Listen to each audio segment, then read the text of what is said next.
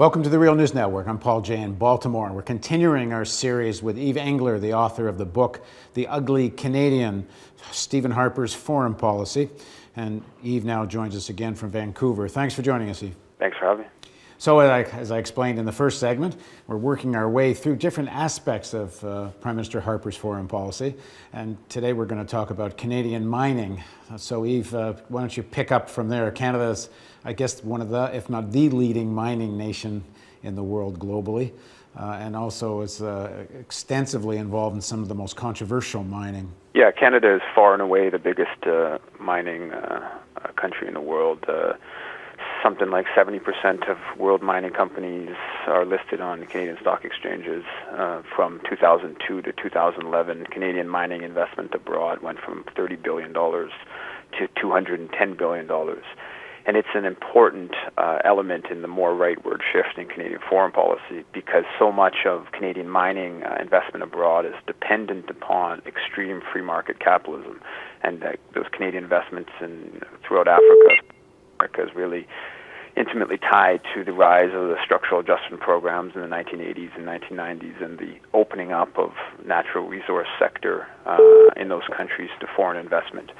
And alongside this huge rise in Canadian mining investment abroad has been innumerable conflicts that Canadian mining companies have had with local communities, and where they spur violence. Security officials from companies in Guatemala, kill people in local community, or there's incredible ecological decay. Give us some specific examples that you explore, that you researched. In the case of Goldcorp in Guatemala, they've been in a very aggressive conflict with local community. In the case of Argentina, Barrick's operations in Argentina, the former environment minister with the Argentinian government in a standing committee of the House of Commons, she accused Barrick Gold of buying off the officials in her department and threatening people on her staff and threatening her. And in the case of Mexico, a Canadian company involved in killing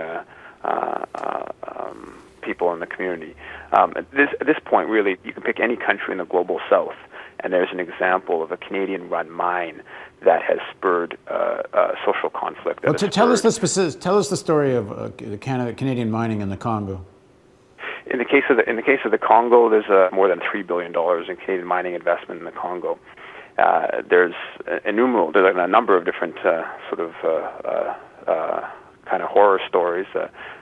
There's one example that's particularly controversial from the standpoint of the Canadian government, which is that in late 2009, the Congolese government rescinded a mining concession from First Quantum, which is a Vancouver-based company, and in response to the Canadian government or the Congolese government rescinding this concession, the Harper government blocked the Paris Club of Debtor Nations debt forgiveness to the Congolese government. This was debt forgiveness that was agreed to by all of the other members of the Paris Club of Debtor Nations. This was debt that was accrued during the Mobutu dictatorship. This is odious debt that the majority of impoverished Congolese should not have had to repay. And like I said, it was agreed to by the majority of the Paris Club of Debtor Nations. And to put pressure on the Congolese government after they had rescinded First Quantum's concession, the Harper government blocked this debt forgiveness. Ultimately, they were only able to stall the debt forgiveness, but they did so in the context of First Quantum having gotten their concession in highly dubious circumstances. They had, according to a 2002 UN report, they had paid bribes and kickbacks to government officials to win the concession, and this was in the context of the still ongoing civil war or multi-country war in the Congo. And despite the dubious circumstances in which First Quantum had won their concession in the Congo, the Harper government was willing to block the Paris Club of Debtor Nations and then, in fact, even get a whole declaration in the final G8 2010 G8 meeting in Toronto, get a whole declaration criticizing the Congo for its treatment of foreign investors.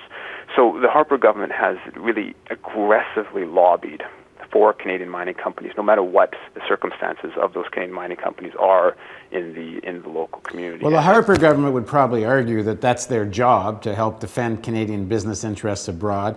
And I think they would probably argue that these companies, if they're breaking local laws, it's up to local authorities to deal with them. And on the whole, I assume Harper argues they're not breaking local laws. I mean, what's wrong with that argument? I think that most Canadians don't like the idea that that all that the Canadian state is about internationally is defending the interests of corporate Canada, and particularly when these companies are involved in conflicts with local communities. And of course, as we know, the power dynamics in the local context are often not what they should be in terms of the ability of foreign investors to skirt any local laws can be pretty wide. And as you referred to in the case of the Congo, there's an example of a different Canadian company that was involved in a massacre of as many as 100 people, where the Canadian company was actually providing their trucks and different resources to Congolese army officials who went in and killed dozens and dozens of people who were opposed to the mining company and were in conflict with the central government. So in those cases, of course, the Congolese courts are not going to pursue the case particularly aggressively in the courts because there's a heavy level of government complicity. But at the end of the day, there's a number of different Latin American officials who've said privately to different academic researchers that basically what they see the Canadian ambassador in their country is as a representative of the mining companies. That's most of what the Canadian mining companies or Canadian embassies are doing in countries like Ecuador and Guatemala, advancing the interests of Canadian mining companies. And no matter what level of opposition there is internally, and you have when Stephen Harper goes on diplomatic trips, when he went to Chile in 2007, not long before he was in Chile, there was a couple thousand people that had demonstrated against a Barrick Gold planned operation in Chile. Harper made sure, when in Chile, to go to the Barrick Gold office in Chile and say Barrick Gold follows Canadian standards of corporate social responsibility. Similarly, when he was in Tanzania, not long after Barrick had fired hundreds of striking miners at their Tanzanian operations, another Barrick-run mine in Tanzania, there's been dozens of people killed in conflict. And Harper went out of his way to laud Barrick Gold when in Tanzania. And what that's doing is that there's already a certain power dynamic within Tanzania or Chile around the mining companies, obviously local interests that support the mining operation and some local interests that don't support the mining operation. And the Harper government is clearly intervening in the internal politics to side with the mining company, even though there's often very widespread local popular opposition, which I don't think most Canadians would support. Well, there was some talk about a code of conduct for Canadian mining companies abroad. Where is that at, and what's been the attitude of the Harper government towards that?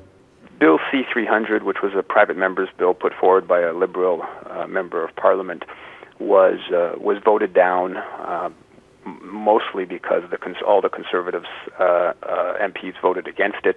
And basically what Bill C-300 did or would have done is it would have ended official public support to mining companies found to be engaged in abuses abroad. So it would end Export Development Canada's financial support to Canadian mining companies, would ended the support of Canadian embassies to companies found to be involved in abuses. And this is a pretty modest, in my opinion, quite a modest bill to bring some controls over Canadian mining companies' operations abroad. It wasn't legislation that would allow local communities to sue Canadian mining companies in Canadian courts. And one of the reasons why so many companies mining companies set up in Canada is that the legislation is so weak. One element being that in the case of the U.S., you can hold American companies accountable in American courts for what they do abroad. You can't do that in Canada. So there's been other efforts to bring legislation, similar legislation to what exists in the U.S., to Canada. That's also been shot down in different committee phases. Okay, we're going to continue our series with Eve Engler on Stephen Harper's foreign policy, so look out for the next chapter. And please join us on the Real News Network. And don't forget, we're in the midst of our fundraising campaign, year-end campaign, for a $100,000 matching grant. Every dollar you give gets doubled. So if you see the donate button here, please click it, because if you don't do that, we can't do this.